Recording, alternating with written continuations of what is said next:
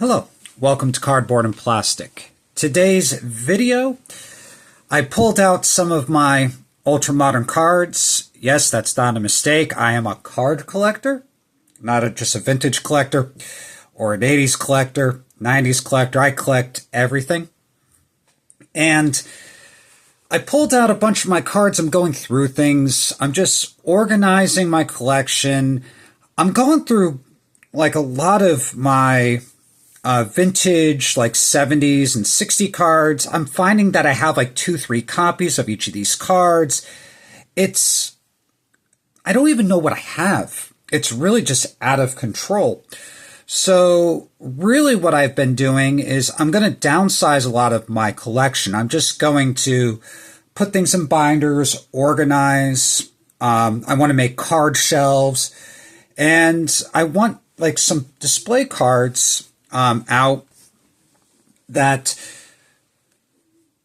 I really just love to look at all the time. And I have a bunch of cards like that, but there's a bunch of things that I also want, and some of these cards get pretty expensive. So I am selling just a bunch of things, and this is what's happening for the month of March, is I'm going to try not to buy anything this entire month, unless like something just crazy pops up that like a Smith's card or a Wheaties card pops up for a super low price, or a 1951 Topps Monty Irvin that I'm looking for.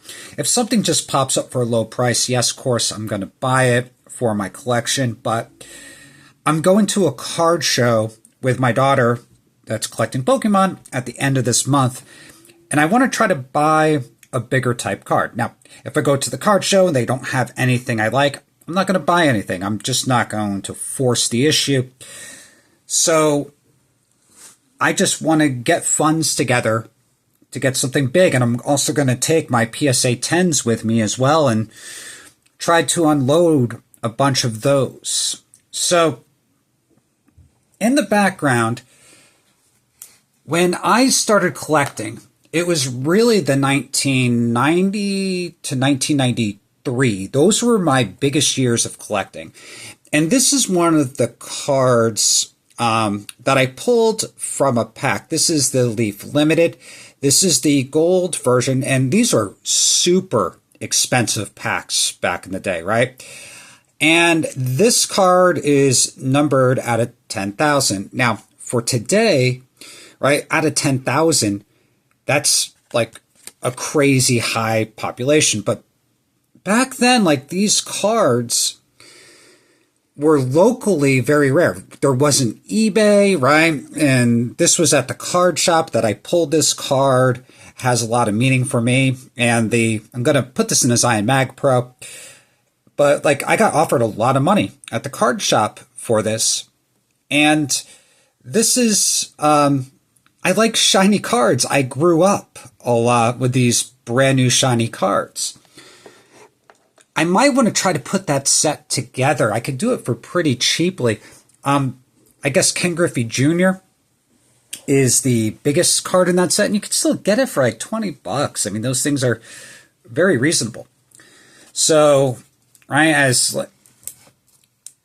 a kid growing up in the 90s there, right, later on, like, I could actually put this whole set together. So kind of cool. Now,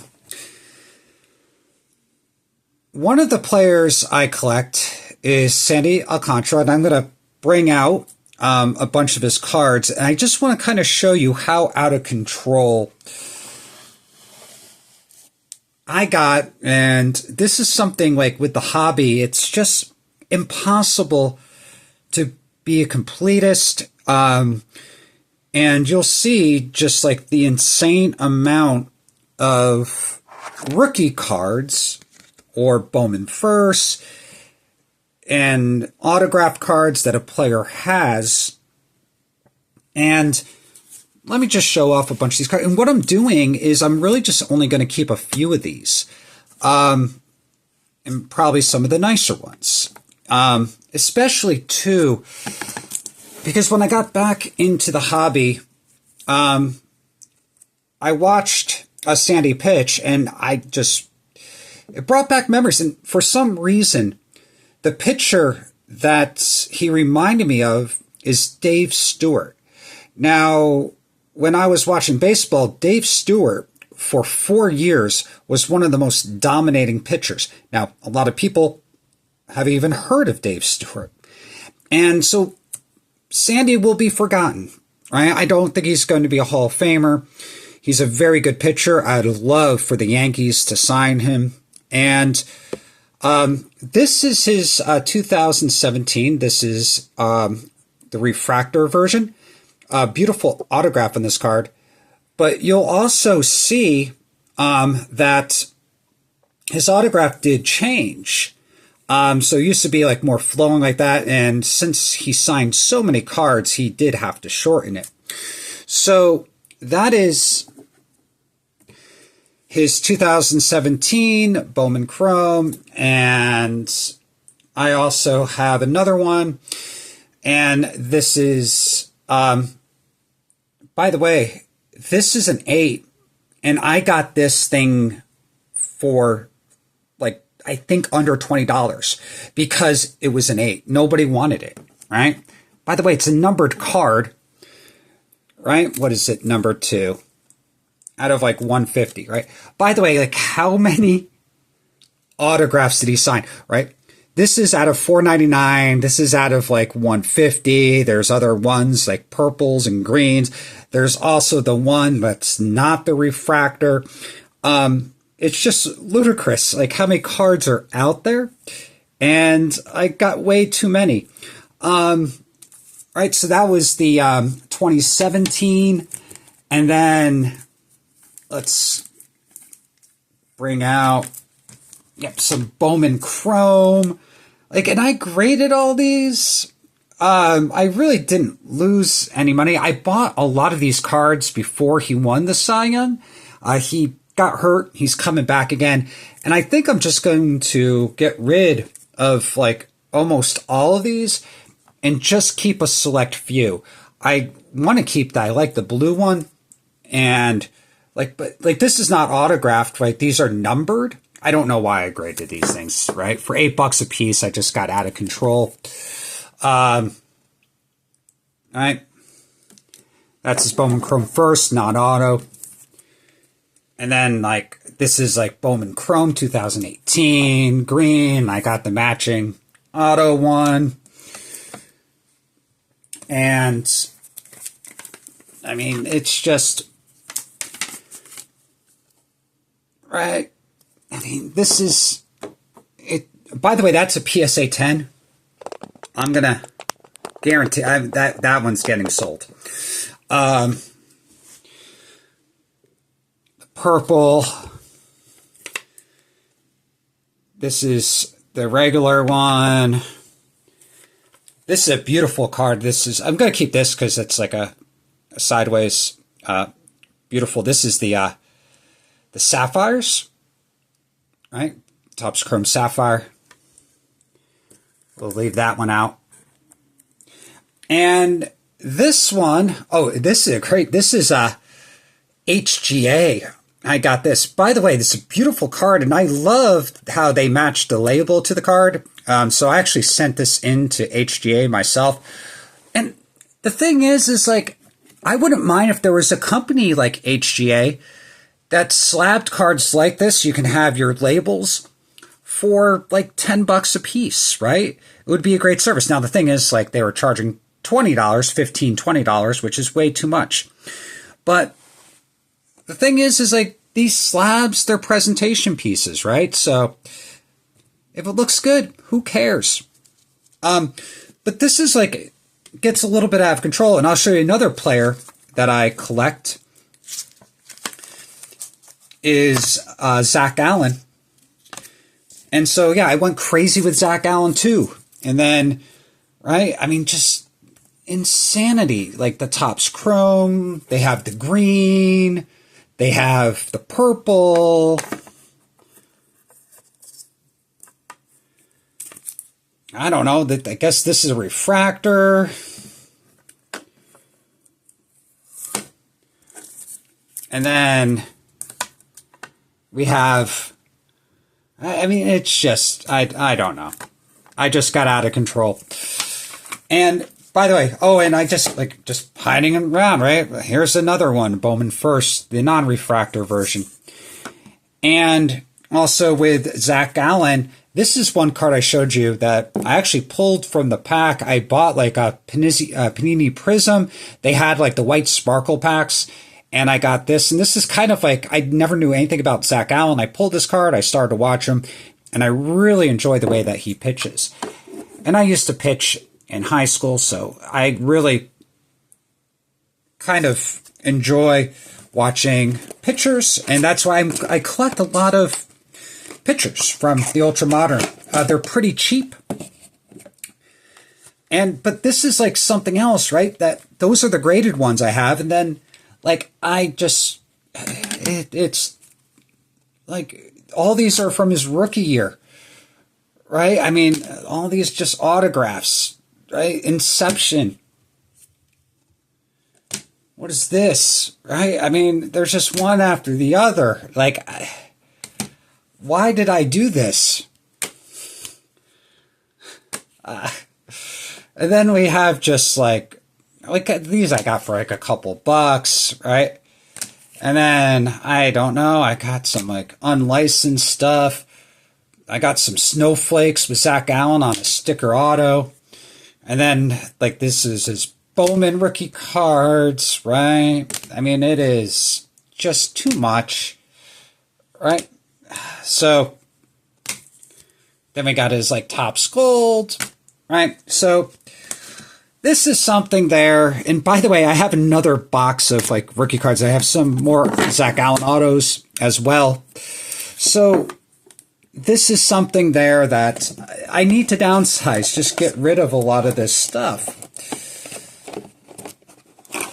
I just don't enjoy it. So, like, I would just rather have, right, 2 or 3 really nice cards and then be able to display them and get some other players. Now, I just pulled out a few, right, and like these cards, whenever I find them for cheap, I just buy them, right? They're just really nice cards, the Ultra Modern stuff. This is O'Neal Cruz. I got a 250. Another pitcher that I really enjoyed watching is Hunter Green. You can get these for a few bucks. That's a pretty card. And this one is like, I don't even know what they call these things. Super shiny. This is out of like 99. Like, what is this called? An X-Fractor or something like that, right? I don't know too much about the modern cards, but I like to collect them. And another player that I do enjoy watching and there, so I got this for really cheap because it's a 9, but this is a Yordan Alvarez, and got this one for cheap on ComC, and then I just slabbed it up, but I don't know why I did that. Got a little bit out of control with the grading. Here's a Matt Olson. Like to watch him play. I like the first basemen. And the reason is Don Mattingly was my favorite player. And like growing up, like the first basemen for the Yankees, I always enjoyed watching. Now we have Paul Goldschmidt. Let me get rid of these too many cards. I have an avalanche going to happen here. If I go missing, you know what happened to me. But Paul Goldschmidt, I'm collecting him. But with the Yankees, right? I mean, Kevin Moss for a few years. We had Tino Martinez. Even Jason Giambi came to the Yankees. Mark Teixeira, right? So, like, some great Yankee first basemen. So I think that's why I'm kind of collecting Goldschmidt. But this card I got in a lot. I got 2 of these for like 160. And then I also got a 9.5, like a Gem Mint one from Beckett with this one. And this is the numbered one. And so I basically broke even. I sold the other one for $160. So this one basically was free for me. And this is numbered out of 250. And I pulled this in a pack.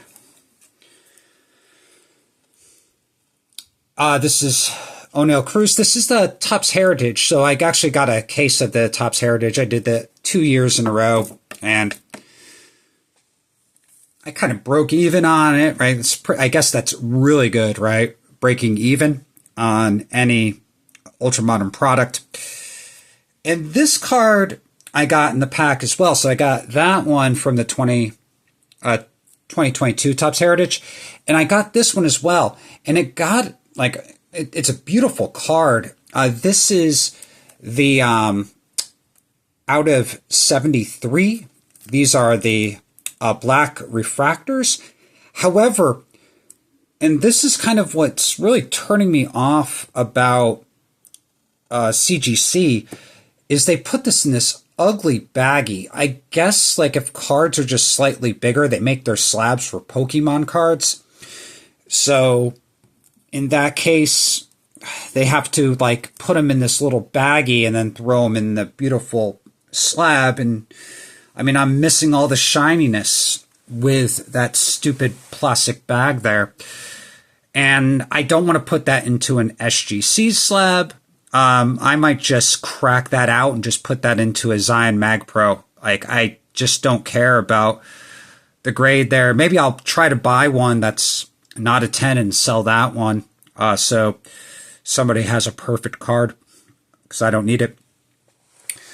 But yeah, that's kind of what's going on with my collection, right? Just got way too much crap. And, well, not crap. I mean, these are beautiful cards, but I just can't enjoy the ones that I have. So I'm really going to start to downsize my collection, and I want to start displaying some of my cards. And so the month of March for me is going to be really hard. I do have some COMC money. I'll play around with COMC a little bit. I mean, I found a beautiful 1964 Don Drysdale, and, like, looks perfectly centered, everything like that, for like $8, right? So, like, those are the type of things that I'm going to continue to buy on COMC and just kind of build up my 60s, 70s raw collection just for my binders. And really, I think if you collect ungraded cards and you search for them, you really realize how many of those cards from the 60s and the 70s they produced. They are not rare, right? Now, we can say, well, the centered versions for a lot of those are rare, and absolutely true. And that's what I'm kind of looking for. It's just cards that they present well, right? They have nice registration. They look nice. I don't need to have perfectly centered cards, right? For me, that's not important. Number one is the registration of the card, but it's nice when it has all those characteristics that you're looking for, right? That you have the beautiful image, the card itself is centered, and then even the corners are really nice, specifically for like 60s, 70s cards, right? They just made so many of them. Now, if I'm looking for a card from like 1948, yeah, like surface wrinkles, right? I mean, they're going to be there. And there, what I'm really looking for is really the registration and the color and the centering, right? And sometimes even having those beautiful rounded edges, corners. It just gives that card the characteristic. Maybe like a wrinkle in the left-hand corner, right? Away from the face. It gives that card this beautiful characteristic for me. So that's what I'm doing right now. I am downsizing. I'm going to put some of these cards on eBay once I get some of my binders. I got like 2 more big binders, so just organizing. And in the comments below, let me know if you're going to collect a pitcher. Which pitcher is going to win the Cy Young this year? And my pick for the National League, American League, I'm going to say it's going to be Garrett Cole.